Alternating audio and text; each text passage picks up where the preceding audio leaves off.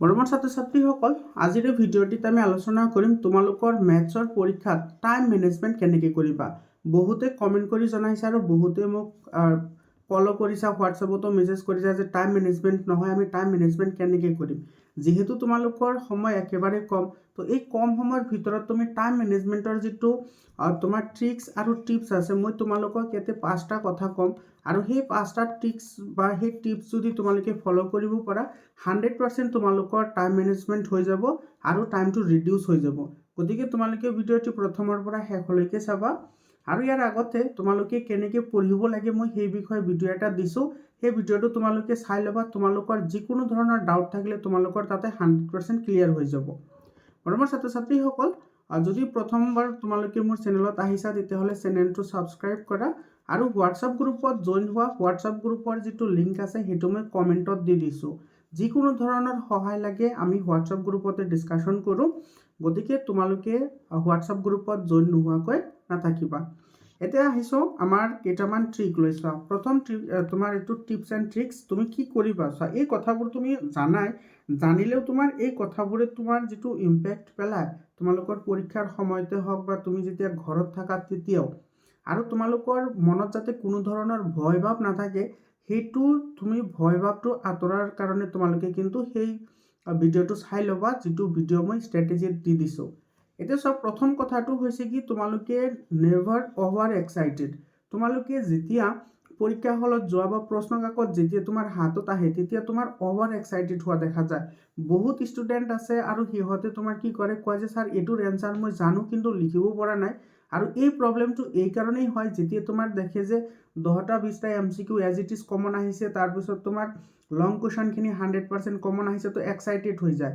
তো বহুত এক্সাইটেড হোৱাৰ ফলত তোমাৰ কি হয়, মাজে মাজে তোমাৰ কেতিয়াবা ফৰ্মুলা পাহৰি যায়, কেতিয়াবা তোমাৰ ষ্টেপত মিষ্টেক হোৱা দেখা যায়। তেনেকুৱা কাম তুমি কেতিয়াও নকৰিবা আৰু এইবোৰ কামে তোমাৰ টাইম কনজিউম কৰিব। কাৰণ তুমি হঠাতে বস্তু এটা পাহৰি যাবা, পাহৰি যোৱাৰ ফলত তুমি সেইখিনি আকৌ ৰিকগনাইজ কৰোঁতে বা আকৌ সেই বস্তুখিনি ৰিকল কৰোঁতে তোমাৰ কি হ'ব, টাইমখিনি গুচি যাব। যিহেতু তোমাৰ 45টা MCQ কৰোঁতে এনেই তোমাৰ টাইমটো গুচি যায়। গতিকে তুমি এই কামটো কেতিয়াও নকৰিবা, সদায় নৰ্মেল বিহেভ কৰিবা, লগতে পানীৰ বটল লৈ যাবা যাতে তুমি পানী খাব পাৰা। তাৰপিছত চোৱা 2 নম্বৰ যিটো কথা, সেই কথাটো কিন্তু বহুত ইম্পৰ্টেণ্ট হয় আৰু 5 নম্বৰটোতো আটাইতকৈ ইম্পৰ্টেণ্ট হয়। এতিয়া চোৱা, don't waste time on a single question. তুমি যিকোনো এটা প্ৰশ্ন লৈ তুমি বহি নাথাকিবা, কাৰণ তোমাৰ কিছুমান প্ৰশ্ন এনেকুৱা থাকে যে তুমি সেইবোৰ প্ৰশ্ন তেতিয়া যদি নোৱাৰা বা সেই ৰেফাৰেঞ্চত যদি বেলেগ এটা কুৱেশ্যন থাকে, তেতিয়াহ'লে তুমি সেই কুৱেশ্যনখিনি যেতিয়া তুমি ছল্ভ আউট কৰিবা, ছল্ভ আউট কৰাৰ পিছত কিন্তু তুমি তাৰ যিটো প্ৰিভিয়াছ কুৱেশ্যন আছিল সেই কুৱেশ্যনটো কিন্তু তোমালোকে ভালদৰে এটেম্প কৰিব পাৰিবা। আৰু তোমাৰ কুৱেশ্যনটো কোনোটোৱে থৈ আহিব নালাগে, তোমাৰ কুৱেশ্যনত যিমানখিনি দিয়া আছে সেইখিনি গিভেন বুলি লিখি তুমি সেইখিনি লিখি থৈ আহা, তথাপি মাৰ্ক পাবা, কাৰণ ষ্টেপিং মাৰ্ক আছে। বুজি পাইছা? তো তুমি এটা প্ৰশ্ন লৈ তোমালোকে কেতিয়াও বহি নাথাকিবা। যদি কোনো এটা প্ৰশ্ন যদি তোমালোকে 2বাৰ বা 3বাৰ পঢ়াৰ পিছত তোমালোকে তাৰপিছতো যদি মনত নাহে, তেতিয়াহ'লে সেইটো এৰি দিয়া। এৰি দিয়াৰ পিছত তোমালোকে যিখিনি পাৰা সেইখিনি কৰা। তো তাৰপিছত তোমাৰ শেষত সেইবোৰ ট্ৰাই কৰিবা যেতিয়া তোমাৰ টাইম থাকিব। ঠিক আছে? তাৰপিছত আৰু এটা তোমাৰ বহুত ইম্পৰ্টেণ্ট এটা কুৱেশ্যন হৈছে কি তোমাৰ, যে আমাৰ ৰাইটিং স্কিলটো বহুত বেয়া। ইয়াতে ৰাইটিং স্কিল মানে তোমাৰ হেণ্ড ৰাইটিঙৰ কথা মই কোৱা নাই, তোমাৰ আজিকালি হেণ্ড ৰাইটিং মেটাৰ নকৰে।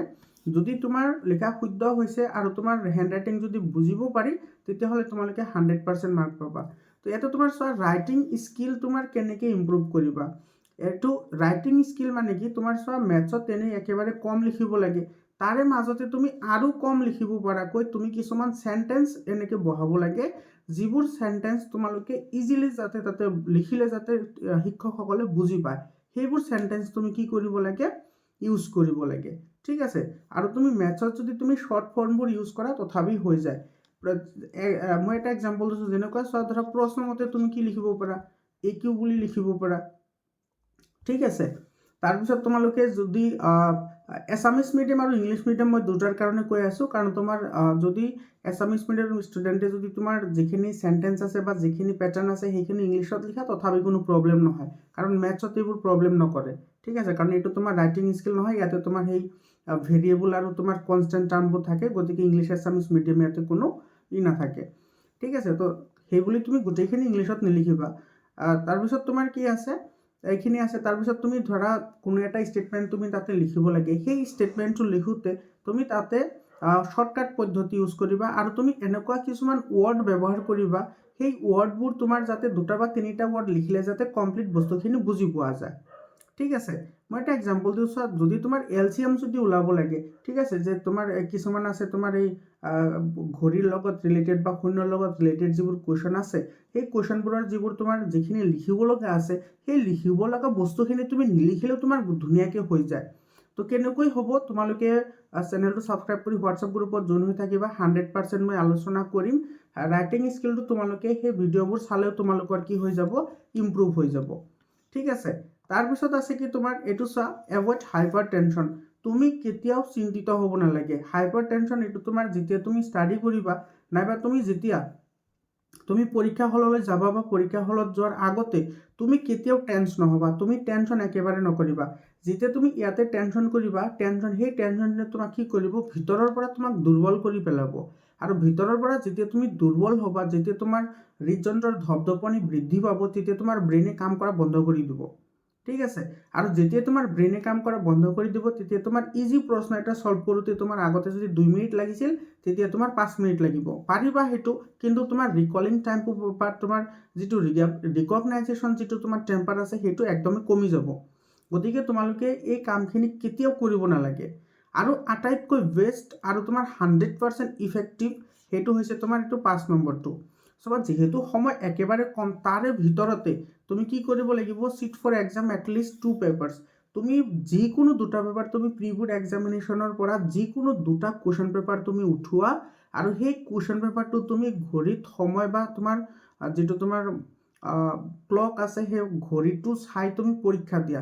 সেই পৰীক্ষাটো দিলে তোমাৰ যিটো সময়ৰ যিটো MCQ কৰোঁতে কিমানখিনি সময় গ'ল আৰু তোমাৰ ডেছক্ৰিপটিভ পাৰ্ট লিখোঁতে কিমানখিনি সময় গ'ল, তোমাৰ 100% তোমাৰ ইয়াতে ক্লাৰিটি আহি যাব। আৰু সেই ক্লিয়াৰিটি যেতিয়া তোমাৰ আহি যাব, তেতিয়া তোমাৰ মনৰ যিটো ভয়, সেই ভয়টোও তোমাৰ একদমেই নোহোৱা হৈ যাব। বুজি পাইছানে?